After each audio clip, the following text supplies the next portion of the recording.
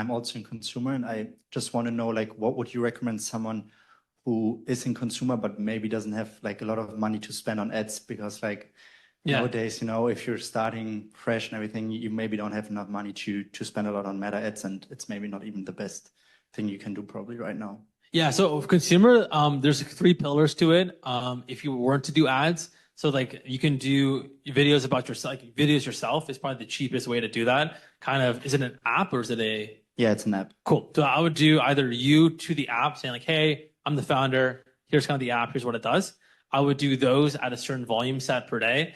I would then also pay UGC creators like manually. So you can pay them typically, like when I was running my old program at my old consumer app, we were doing about $15 to $20 per video. And then we'd have performance bonuses if they hit certain view counts. And then the last way to do it is either influencers, which is pretty popular, or there's things called faceless accounts. So these are accounts that you can just like post that aren't influencer related. So they would be like theme pages. For example, if you sold like a fitness app, you would want to contact all the fitness influencers, but also all the fitness like theme pages. So a fitness theme page can be like, it could be like top gyms in the world, right? And then you can promote to that because typically you would know the audience that are looking for gyms pictures in the world typically also are fitness related. So those are typically cheaper than influencers. And so you end up having around the same reach.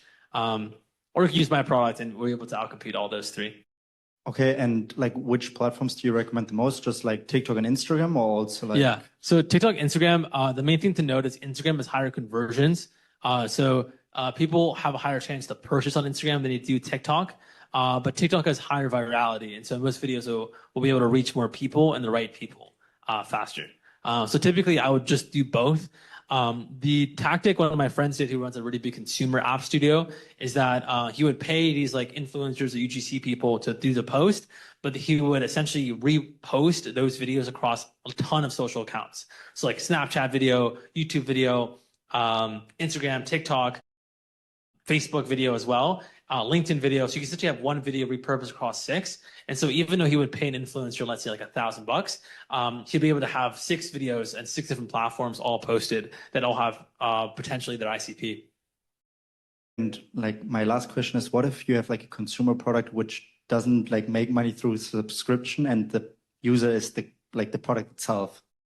You want to go deeper to your product? Yeah, so basically what I've been building is like an AI shopping platform like Google Lens, but like for like actually buying products and everything. So you can scan a TikTok, whatever, and it detects every product which is in there and you can buy it. Okay. So basically the monetization model is not like a subscription because the switching cost from Google Lens to this app wouldn't work then. So basically it's just a commission base. So through every product which is bought through the app is going to be like monetized like 10 to 8%.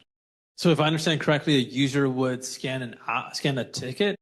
They scan a TikTok, for example, and then they like it's where someone is doing like an outfit of the day, for example. Yeah. And then they get like every product which is in there, and then they can instantly buy it in the app. And is it you make money on the commission? Yes. And is it Amazon affiliate or? Yes. Smart. Okay, that's pretty cool. And then you pass the App Store. You have to pay the App Store fee, or is that web to app? It's web to app. Nice. So that's why I'm like asking, because like if I pay, for example, a UGC creator, I get like a user, but the user doesn't pay instantly. So I get the money later from the user, right? And especially in the beginning, of course, you can earn money through Amazon, through the FBA program, like the affiliate program. But like other companies which are on there, like, I don't know if they are going to be products from like different companies like Adidas, whatever. Right. I'm not going to earn money in the beginning of that. So I have to build up the partnership pipeline after that. So in the beginning, it's like getting users, but you don't really earn money through that.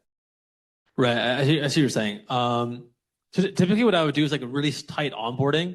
So like when you get the user in, like as long as you have enough context on the user to begin with, you can start showing them products before. And typically the goal is to have LTV to CAC ratio where you can essentially pay back the influencer after the user joins on again.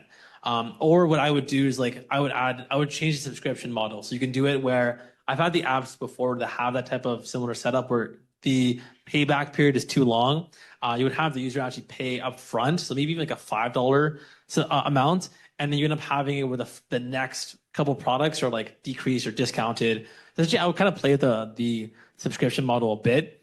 So you can end up having some sort of ROI return. You'd be surprised to see how many people actually end up paying even for like unlocked features. For example, maybe the first 5 snapshots are free, but then after that it's paid. Or you can do it where if you pay now, you end up getting 20 credits up front. You know what I mean? So like there's ways you can play around with it. I would A/B test.